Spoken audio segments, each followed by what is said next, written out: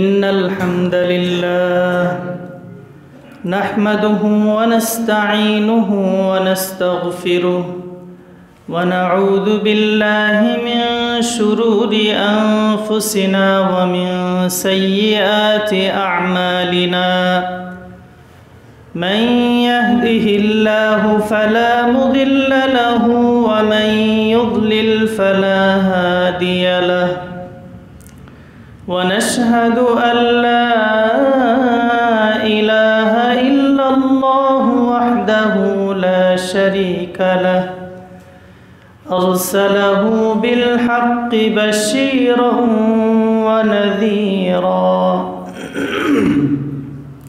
وداعيا إلى الله بإذنه وسراجا منيرا أما بعد قال الله تعالى في كلامه المجيد وفرقانه الحميد أعوذ بالله من الشيطان الرجيم بسم الله الرحمن الرحيم وما أرسلنا من رسول إلا بلسان قومه ليبين لهم وقال تعالى يا أيها الذين آمنوا كتب عليكم الصيام كما كتب على الذين من قبلكم لعلكم تتقون إن الله وملائكته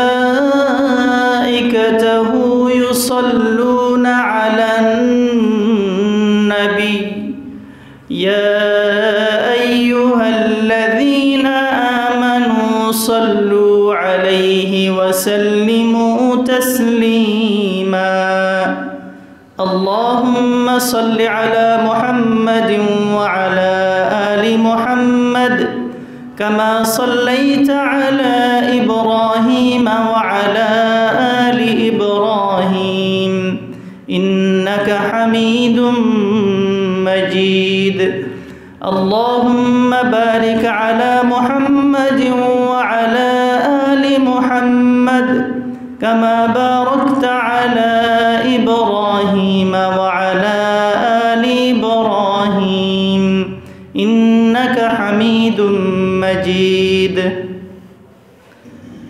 الحمد لله অসংখ্য অগণিত শুকরিয়া জ্ঞাপন করছি সেই মহান রবের দরবারে যিনি আমাদের সপ্তাহের শ্রেষ্ঠতম দিন জুমার দিনে জুমার নামাজ আদায়ের জন্য মসজিদে আসার তৌফিক দান করেছেন। শুকরিয়া জ্ঞাপন করছি আলহামদুলিল্লাহ।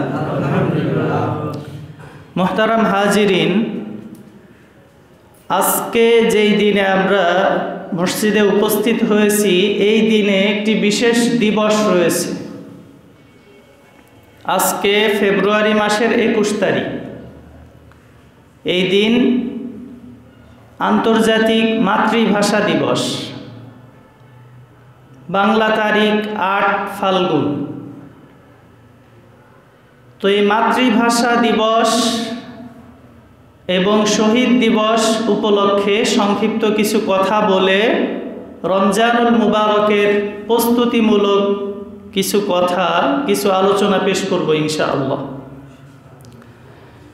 মুহতারাম হাজিরিন, আল্লাহ সুবহানাহু ওয়া তাআলা এই পৃথিবীর বুকে যত নবী রাসূল প্রেরণ করেছেন সবাইকে যেই জাতির কাছে প্রেরণ করেছেন সেই জাতির ভাষাভাষী করে প্রেরণ করেছেন। সূরাতু ইব্রাহিম এর 4 নম্বর আয়াতে আল্লাহ সুবহানাহু ওয়া তাআলা বলছেন ওয়ামা আরসালনা মির রাসূলিন ইল্লা বিলিসানি কওমিহি লিয়ুবাইয়িনা লাহুম, আমি যে রাসূলকেই প্রেরণ করেছি তাকে তার জাতির ভাষাভাষী করে প্রেরণ করেছি। কেন? লিয়ুবাইয়িনা লাহুম, যাতে করে তিনি তাদেরকে শরিয়াত দ্বীনের জ্ঞান ভালোভাবে বুঝাতে পারেন। আমরা বাংলা ভাষাভাষী, আমি আপনাদেরকে বাংলা ভাষায় যতটা সুন্দর করে বুঝাতে পারবো, অন্য ভাষায় কি এভাবে বুঝাতে পারবো? পারবো না। তো এই জন্য প্রত্যেক নবী রাসূলকে আল্লাহ তাআলা তার স্বজাতির ভাষাভাষী করে প্রেরণ করেছেন। আর ভাষা এটা আল্লাহ সুবহানাহু ওয়া তাআলার অনেক বড় একটি নিয়ামত।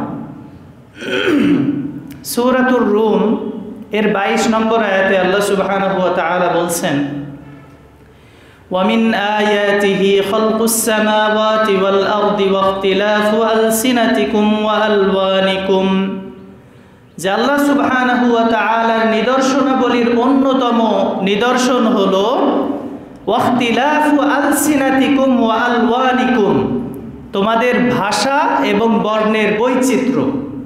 এই পৃথিবীর বুকে যত মানুষ আছে আমরা দেখি যে এক এক দেশের এক এক অঞ্চলের মানুষের ভাষা এক এক ধরনের,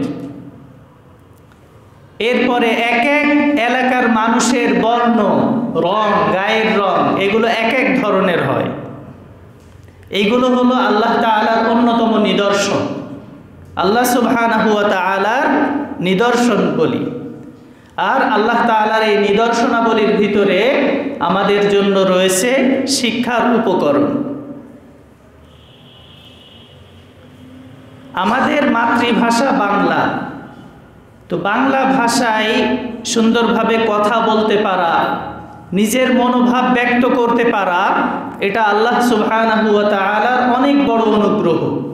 আর আমরা যে আমাদের দেশের জাতীয় ভাষা বাংলা এটা যে পেয়েছি, এর পিছনে কিছু মানুষের অনেক অবদান রয়েছে। আমরা তো আমাদের দেশের ইতিহাস জানি, স্বাধীনতার ইতিহাস জানি। তো এরও আগে থেকেই পূর্ব বাংলার মানুষেরা তারা বাংলাকে জাতীয় ভাষা করার জন্য জোর দাবি জানিয়ে আসছিল। কিন্তু এই অখণ্ড পাকিস্তান যেটা আগে ছিল, এর যে শাসকরা ছিল তারা এতে কখনোই সম্মত ছিল না। তো 1947 সালে তৎকালীন পাকিস্তানের অন্যতম নেতা মোহাম্মদ আলী জিন্নাহ তিনি যখন আমাদের পূর্ব পাকিস্তানে আসেন, সেই সময় থেকেই মাতৃভাষা, পাকিস্তানের মাতৃভাষা কি হবে বাংলা, এটার জোর দাবি ছিল। কিন্তু তিনি এই দাবি মানেননি, এর প্রতি ভ্রুক্ষেপ করেননি। পর্যায়ক্রমে 1952 সালের 21শে ফেব্রুয়ারি মাতৃভাষা বাংলা করার জন্য আন্দোলন করলো আমাদের বাংলার মানুষেরা। তখন এই আন্দোলনকে কেন্দ্র করে 144 ধারা জারি করা হলো। কিন্তু বাংলার দামাল ছেলেরা এই 144 ধারা ভঙ্গ করে তারা রাজপথে নেমে আসলো, পুলিশ গুলি চালালো। তো এই বাংলা ভাষা, মাতৃভাষা, এটা উপহার দিতে গিয়ে আব্দুল জব্বার, আবুল বরকত, রফিক আহমেদ এর মতো বীর সেনানী বাংলার সন্তানেরা তারা নিজেদের রক্ত ঝরিয়ে দিল, নিজেদের জীবন বিলিয়ে দিল। এর পরবর্তীতে বাংলাদেশের মাতৃভাষা, জাতীয় ভাষা বাংলা হিসেবে স্বীকৃতি পেল, আলহামদুলিল্লাহ। তো যেই মহান ব্যক্তিবর্গ এই মাতৃভাষার জন্য তাদের নিজের রক্ত বিলিয়ে দিয়েছেন, তাদের প্রতি আমাদের কিছু কর্তব্য আছে, কিছু করণীয় আছে। কিন্তু আমরা দেখি যে যখন 21শে ফেব্রুয়ারি আসে, তখন আমাদের দেশের কিছু নিয়ম আছে। শহীদের মাজারে, শহীদ মিনারগুলোতে ফুলের তোড়া দেওয়া, তারপরে কিছু নিয়ম নীতি যেগুলো আমরা ফলো করি, এগুলো তো দেশের নিয়ম, কিন্তু কোরআনের নিয়ম, হাদিসের নিয়ম, রাসূলের নিয়ম কি? এই শহীদদের প্রতি আমাদের 1 নম্বর করণীয় হলো তাদের যেই অবদান, এই অবদানটা মনে রাখা, যে তারা বাংলা ভাষার জন্য, আমাদের মাতৃভাষার জন্য কি করেছে। 2 নম্বর, তাদের জন্য বিশেষভাবে দোয়া করা। আমরা যেটাকে সহজে ইসালে সওয়াব বলি, যারা মারা গিয়েছেন তাদের জন্য দোয়া করা। আমরা কিভাবে দোয়া করতে পারি? আমরা সূরা ফাতিহা সহ কিছু সূরা কেরাত পড়ে তাদের রূহের মাগফিরাত কামনা করতে পারি। 3 নম্বর, আমরা তাদের প্রতি বিশেষ কৃতজ্ঞতা জ্ঞাপন করে তারা যেই ভাষার জন্য নিজেদের জীবন বিলিয়ে দিল, এর যথাযথ মূল্যায়ন যেন করতে পারি। এর যথাযথ মূল্যায়ন কি হবে? আমাদের একদম ছোট পরিসর থেকে একবারে জাতীয় পর্যায়ে, আন্তর্জাতিক পর্যায়ে আমরা যদি বাংলা ভাষার যথাযথ মর্যাদা দিতে পারি। এখন বাংলা ভাষার মর্যাদা আমরা যথাযথভাবে দিতে পারি কিনা, এটা হলো লক্ষণীয় বিষয়। 3 নম্বর যে বিষয়টা বললাম, যে তাদের প্রতি কৃতজ্ঞতা জ্ঞাপন করে তারা যেই জন্য রক্ত দিল তার প্রতি বিশেষ গুরুত্ব আরোপ করা বা মূল্যায়ন করা। তো আমাদের মাতৃভাষা যে বাংলা, এখন দেখি আমাদের বাঙালি যারা আছে, বাংলাদেশের মানুষ যারা আছে, তারা বাংলার চাইতে ইংরেজির প্রতি বেশি আগ্রহী। ইংরেজির প্রতি আগ্রহী হতে কোনো সমস্যা নেই। ইংরেজি এটা এখন আন্তর্জাতিক ভাষা, সেই হিসাবে ইংরেজি আমাদেরকে অবশ্যই শিখতে হবে, কিন্তু নিজের মাতৃভাষা বাংলাকে অবহেলা করে না। এখন দেখা যায় যে একটু ইংরেজি বলতে পারে সে আর বাংলা, ছোট ছোট বাচ্চারা বলে যে আমি বাংলা সেন্টেন্স ইউজ করতে লাইক করি না। এই যে একটা ছোট বাক্য, এই বাক্যর ভিতরে কতগুলো ইংরেজি শব্দ। তো এখন নিজেদের বাংলা ভাষা বলতে গিয়ে যদি কয়েকটা ইংরেজি ভাষা না বলে তাহলে স্মার্টনেস আসে না। এটা কিন্তু স্মার্টনেস না, বরং আমাদের ভাষার প্রতি উদাসীনতার পরিচয়। বাংলা ভাষা একটা সমৃদ্ধ ভাষা। এখন বিশ্ব জরিপ করলে যদি দেখা যায় তাহলে বাংলা ভাষার অবস্থান থাকবে সম্ভবত এখন 4-এ আছে। তো এত সমৃদ্ধ একটা ভাষা, এই ভাষা ব্যবহার করার জন্য এই ভাষায় তো পর্যাপ্ত শব্দ ভাণ্ডার রয়েছে, কেন আমার কথায় কথায় ইংরেজি শব্দ ব্যবহার করতে হবে? ইংরেজি শব্দ ব্যবহার করার কি প্রয়োজন? এই জন্য ইংরেজি ভাষা শিখব, ইংরেজিতে কথা বললে সম্পূর্ণ ইংরেজিতে বলবো। বাংলা ইংরেজি সব কিছু গুলিয়ে একসাথে এইভাবে কথা বলার প্রয়োজন নেই। আর এটাকে যে আমরা স্মার্টনেস মনে করি, এটা আসলে স্মার্টনেসও না। তো যারা আমাদের মাতৃভাষার জন্য রক্ত দিল, মাতৃভাষা বাংলার জন্য, এই মাতৃভাষার প্রতি উদাসীনতা কখনোই কাম্য না। আমাদের স্কুল কলেজগুলোতে বাংলা ভাষা খুব গুরুত্বের সাথে শেখানো হয়, কিন্তু দুঃখজনক বিষয় হলো বাংলা ভাষায় অনার্স মাস্টার্স করে লিখতে গেলে 2 লাইন লিখলে দেখা যায় যে 5-6টা বানান ভুল হয়ে গেছে। তো এই যে বানান ভুল করি আমরা আমাদের দেশের দোকানপাট, এই সর্বক্ষেত্রে অফিস আদালতের বিভিন্ন কাগজপত্রে যে পরিমাণ বানান ভুল থাকে, এটা খুবই দুঃখজনক বিষয়। তো এই রকম উদাসীনতা, এই ভুলগুলো আসলে আমাদের উদাসীনতার কারণে হয়। আর নিজের মাতৃভাষা বাংলার প্রতি এই উদাসীনতা, এটা হলো আল্লাহ তাআলার যে নিয়ামতের কথা বললাম। আল্লাহ কোরআনে বলেছেন সূরা রুমের 22 নম্বর আয়াতে, যে এই যে ভাষা, এটা হলো আল্লাহ তাআলার অন্যতম নিদর্শন, আল্লাহ তাআলার অন্যতম নিয়ামত। এই নিয়ামতের নাশুকরির পর্যায়ে এজন্য আমরা শুদ্ধ ভাষা চর্চা করব, বাংলাকে বিশেষ গুরুত্ব দেব। কারণ হাদিসে রাসূল করিম সাল্লাল্লাহু আলাইহি ওয়াসাল্লাম বলেছেন, মাল্লাম ইয়াশকুরিন নাস লাম ইয়াশকুরিল্লাহ। যারা আমাদের মাতৃভাষা বাংলা এনে দিল, তাদের প্রতি যদি আমরা কৃতজ্ঞতা জ্ঞাপন না করি, আমাদের মাতৃভাষার প্রতি কৃতজ্ঞতা জ্ঞাপন না করি, তাহলে এটা আল্লাহ তাআলার নিয়ামতের নাশুকরি হবে। আল্লাহ সুবহানাহু ওয়া তাআলার নিয়ামতের যথাযথ শুকরিয়া, যথাযথ মূল্যায়ন যেন আমরা করতে পারি, সেই তৌফিক আল্লাহ সুবহানাহু ওয়া তাআলা আমাদেরকে দান করুন। সবাই বলি আমিন। মুহতারাম হাজিরিন, দ্বিতীয় পর্যায়ে আমি যে বিষয়ে আপনাদের সামনে আলোচনা করতে চাচ্ছি সেটা হলো, আমাদের সামনেই রমজান মাস আসছে। আজকে শাবান মাসের 21 তারিখ, শাবান মুআজ্জম, এই মাসের 21 তারিখ। রমজানের খুব কাছাকাছি সময়ে আমরা উপনীত হয়েছি। রমজান যতগুলো মাস রয়েছে, 12 মাস, এই 12 মাসের মধ্যে শ্রেষ্ঠতম মাস। এর শ্রেষ্ঠত্বের বিশেষ কারণ রয়েছে। আল্লাহ সুবহানাহু ওয়া তাআলা কুরআনুল কারীমে বলেছেন, কুরআনুল কারীমে ইরশাদ করেছেন, রমজান এই মাস কেন শ্রেষ্ঠ মাস। সূরাতুল বাকারা এর 185 নম্বর আয়াতে আল্লাহ সুবহানাহু ওয়া তাআলা বলেছেন, শাহরু রমাদানাল্লাযী উনজিলা ফীহিল কুরআন। রমাদান মাস, যেই মাসে কুরআনুল কারীম অবতীর্ণ হয়েছে। আল কুরআনুল কারীম আল্লাহ সুবহানাহু ওয়া তাআলা অবতীর্ণ করলেন কেন? হুদাল লিন্নাস। এই বিশ্বে যত মানুষ এসেছে, যত মানুষ আসবে রাসূল সাল্লাল্লাহু আলাইহি সাল্লামের পরবর্তীতে, সবার জন্য হেদায়েত স্বরূপ কুরআনুল কারীম।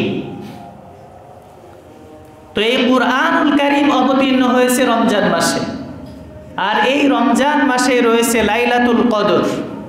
যে লাইলাতুল কদরকে আল্লাহ সুবহানাহু ওয়া তাআলা বলেছেন, লাইলাতুল কদরি খায়রুম মিন আলফি শাহর। লাইলাতুল কদর 1000 মাস অপেক্ষা উত্তম। সুবহানাল্লাহ। তাহলে যে এই মাসের মধ্যে একটা রাত আছে, যেই রাতটা 1000 মাসের চাইতে উত্তম, তাহলে সেই মাসটা যে অন্য 11টা মাসের চাইতে উত্তম, এই ব্যাপারে কোনো সন্দেহ আছে? কোনো সন্দেহ নেই। তো এই কুরআনুল কারীম অবতীর্ণের মাস রমজানুল মুবারক, এই মাস রমজান আল্লাহ সুবহানাহু ওয়া তাআলা আমাদেরকে কেন দিলেন? রমজানের রোজা আমাদের জন্য আল্লাহ ফরজ কেন করলেন? এটাও আল্লাহ সুবহানাহু ওয়া তাআলা কুরআনে বলে দিয়েছেন। সূরাতুল বাকারা 183 নম্বর আয়াতে আল্লাহ সুবহানাহু ওয়া তাআলা বলছেন, ইয়া আইয়ুহাল্লাযীনা আমানু কুতিবা আলাইকুমুস সিয়াম কামা কুতিবা আলাল্লাযীনা মিন ক্বাবলিকুম লাআল্লাকুম তাত্তাকুন। হে ঈমানদারেরা, আমি তোমাদের প্রতি সিয়াম, রমজানের রোজা তোমাদের প্রতি ফরজ করেছি, যেমন ফরজ করেছিলাম তোমাদের পূর্ববর্তীদের উপর। ফরজ করেছি কেন? লাআল্লাকুম তাত্তাকুন, যাতে তোমরা মুত্তাকি হতে পারো, খোদা ভীরু হতে পারো, আল্লাহকে ভয় করতে পারো।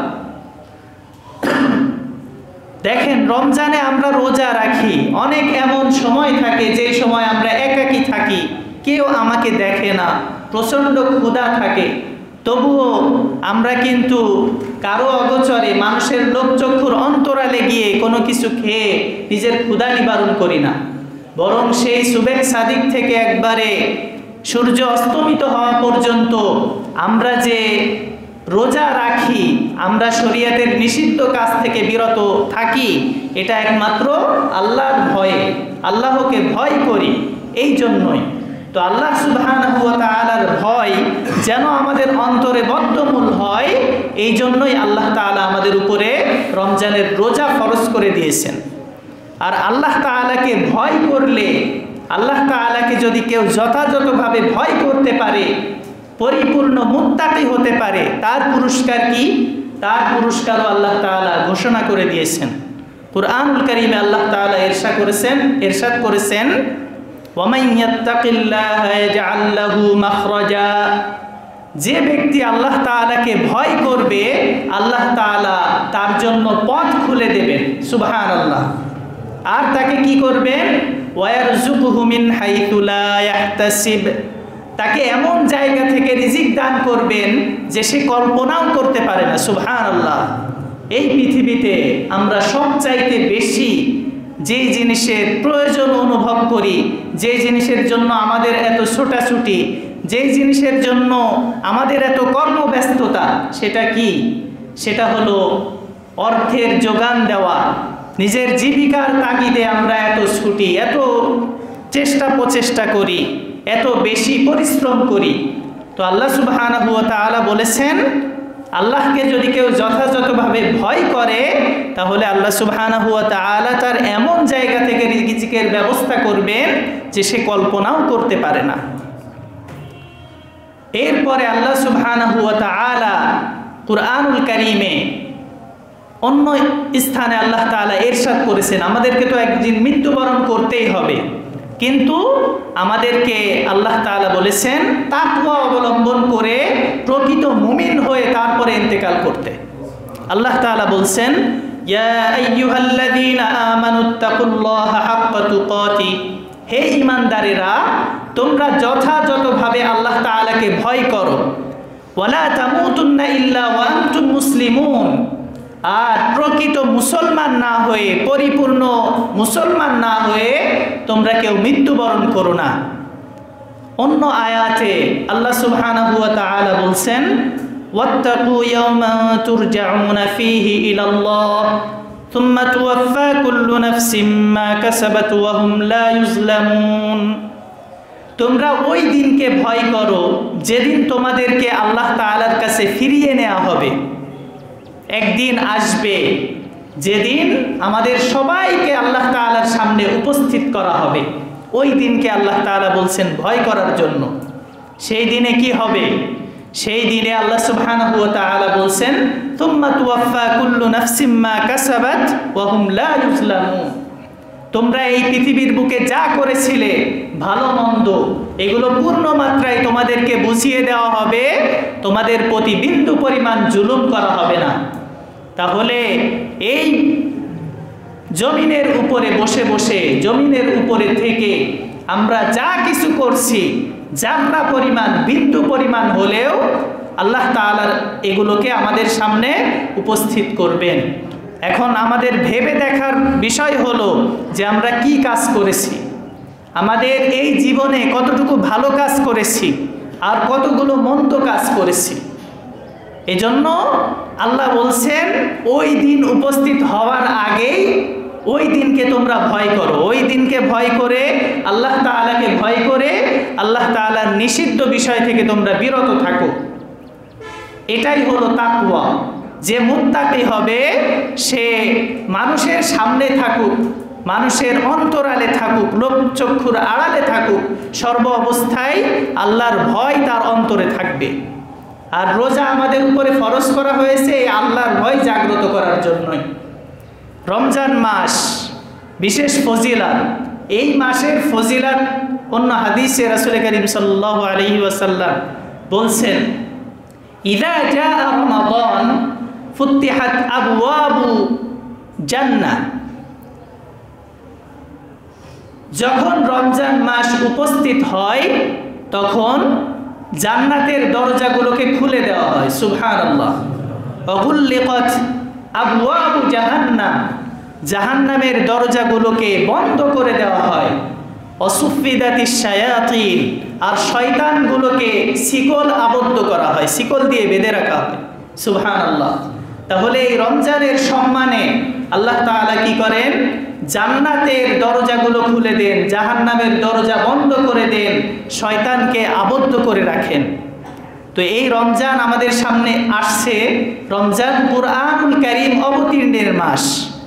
এজন্য আমাদের ভিতরে অনেক ভাইয়েরা আছেন, আমরা অনেকে আছি যারা জীবনের অনেকটা সময় পার করে ফেলেছি, কিন্তু কুরআনুল কারীম এটা এখনো পড়তে পারি না, অথবা পড়তে পারি কিন্তু বিশুদ্ধভাবে পড়তে পারি না।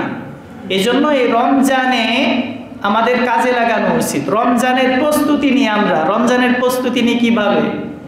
আমরা রমজান আসার আগে বেশি বেশি বাজার করি, রমজানে কি খাবো না খাবো এগুলো নিয়ে ব্যাপক একটা তোড়জোড় দেখা যায়। ব্যবসায়ীরা তাদের ব্যবসাকে বড় করবে, এরপরে আমরা রমজানে কি খাবো না খাবো এগুলো নিয়ে এত আমাদের তাড়াহুড়া দেখা যায় যে মনে হয় রমজান মাস খাওয়ার মাস। নাকি রমজান কি খাওয়ার মাস? নাকি ইবাদতের মাস? বলেন তো। ইবাদতের মাস। আর আমাদের দেশে আমরা কি দেখি যে রমজান মাস আসলে আমাদের ব্যবসায়ী ভাইয়েরা অনেকে আছেন, সবাই না, ভালো তো অনেকে আছেন, তারা তাদের পণ্যের দাম বাড়িয়ে দেয়। কিন্তু এই রমজান মাস উপলক্ষে আমাদের কি করণীয় ছিল? যে পণ্যের দাম আরও কমে যাবে, যাতে করে রোজা রাখতে পারে রোজাদাররা, সাহরিতে ইফতারিতে তারা সুন্দর খাবার উপভোগ করতে পারে, আল্লাহ তাআলার ইবাদত বন্দেগী করতে পারে। কিন্তু আমরা দেখি উল্টা। এটা আসলে কখনোই কাম্য না।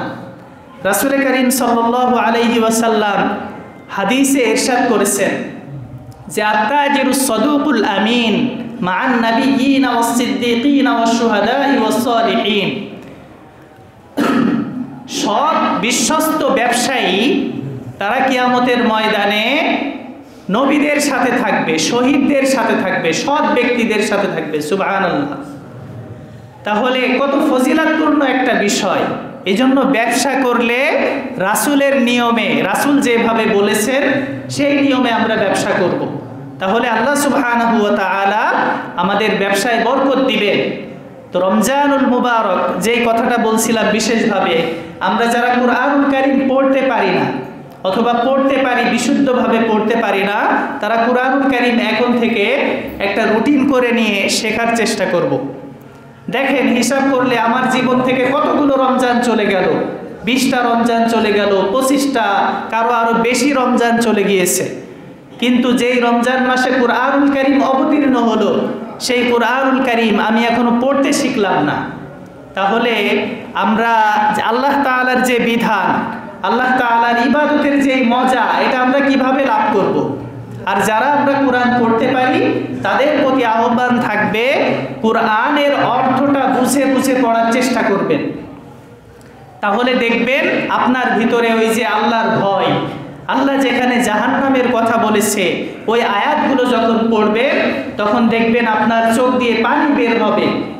আপনি যখন জান্নাতের কথাগুলো পড়বেন কুরআনুল কারীমে, সেই সময় দেখবেন আপনার অন্তরটা অনেক বড় হয়ে যাবে যে আমি তো ঈমানদার, এই জান্নাত তো আল্লাহ তাআলা আমার জন্যই সৃষ্টি করেছেন। এইভাবে করে আমরা কি করব? কুরআনের অর্থ বুঝে বুঝে পড়ার চেষ্টা করব। আল্লাহ সুবহানাহু ওয়া তাআলা সূরাতু হামিম সাজদা এখানে বলেছেন, ফালা তা'লামু নাফসুম মা উখফিয়া লাহুম মিন কুররাতি আ'য়ুন জাযাআন বিমা কানু ইয়া'মালুন। যে তোমরা যেই ভালো কাজগুলো করেছো, এই ভালো কাজের প্রতিদান হিসেবে আল্লাহ সুবহানাহু ওয়া তাআলা তোমাদের জন্য এমন জান্নাত প্রস্তুত করে রেখেছেন, এমন নিয়ামত প্রস্তুত করে রেখেছেন, এগুলো কেউ জানে না। সুবহানাল্লাহ বলবে না? আল্লাহ সুবহানাহু ওয়া তাআলা আমাদের জন্য এমন নিয়ামত প্রস্তুত করে রেখেছেন, এইগুলো কেউ জানে না আল্লাহ ছাড়া। তাহলে কেমন এগুলো, কেমন সুন্দর, কেমন নয়নাভিরা। অন্য হাদিসে রাসূল করিম সাল্লাল্লাহু আলাইহি ওয়াসাল্লাম বলছেন, আ'দাতু লিইবাদিয়াস সালিহিন মা লা আইনুন রাআত ওয়ালা উযুনুন সামিআত ওয়ালা খাতার আলা কলবি বাশার। যে আমি আমার সৎ বান্দাদের জন্য, নেক বান্দাদের জন্য এমন সব নিয়ামত প্রস্তুত করে রেখেছি, মা লা আইনুন রাআত, কোনো চোখ যা কখনোই দেখেনি, ওয়ালা উযুনুন সামিআত, এবং কোনো কান সেই নিয়ামতের কথা কখনো শোনেনি, ওয়ালা খাতার আলা কলবি বাশার, এবং সেই নিয়ামতগুলো কেমন হবে সেগুলোর ধারণাও কোনো মানুষের অন্তরে উপস্থিত হয়নি। সুবহানাল্লাহ বিহামদিহি। তাহলে আমরা তো সবাই চাই একজন মুমিন হিসেবে আল্লাহ তাআলার জান্নাতে যেতে, কিন্তু জান্নাতে যাওয়ার যেই কাজ, এই কাজগুলো করতে আমাদের অনেক কষ্ট লাগে। মসজিদে এসে নামাজ পড়তে আমাদের কষ্ট হয়।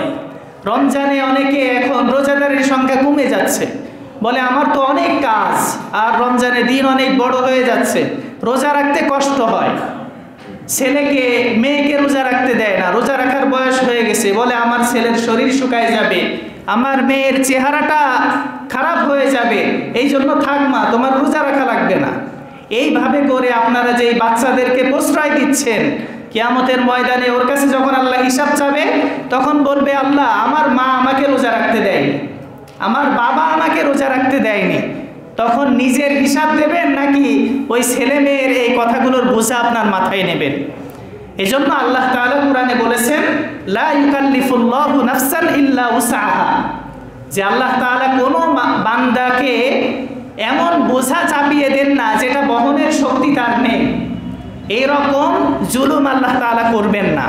আল্লাহ তাআলা তার বান্দাকে যেই বিধান দিয়েছেন এইগুলো সহজ, এজন্যই দিয়েছেন।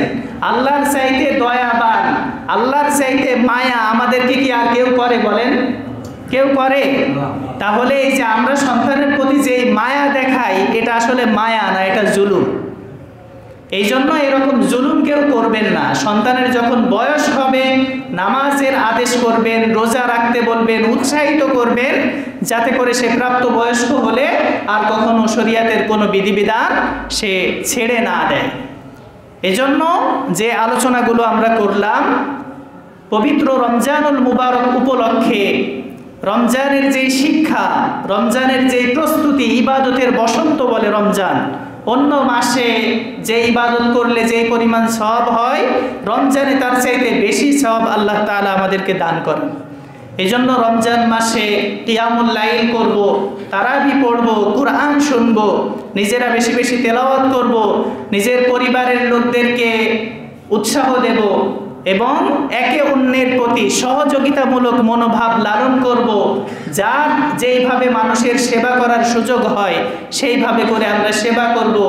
পথচারীকে ইফতার করাবো এবং বিভিন্ন মানুষ, এই যে আমরা বাস টার্মিনালে থাকি, এই সময় দেখি ইফতারের সময় হয়ে যায়, অনেক যাত্রীরা থাকে, তো এখানে যে ভাইয়েরা আছেন তারা তাদের জন্য ইফতার করানো, একটা খেজুর হতে পারে, এক ঢোক পানি হতে পারে, এইভাবে যদি ইফতার করান তাহলে ওই ব্যক্তি সারাদিন রোজা রেখে যেই সওয়াব পেল, আপনি তাকে একটা খেজুর আর এক ঢোক পানি দিয়ে ইফতার করানোর কারণে ওই তার সমপরিমাণ সওয়াব আপনি পেয়ে যাবেন। সুবহানাল্লাহ।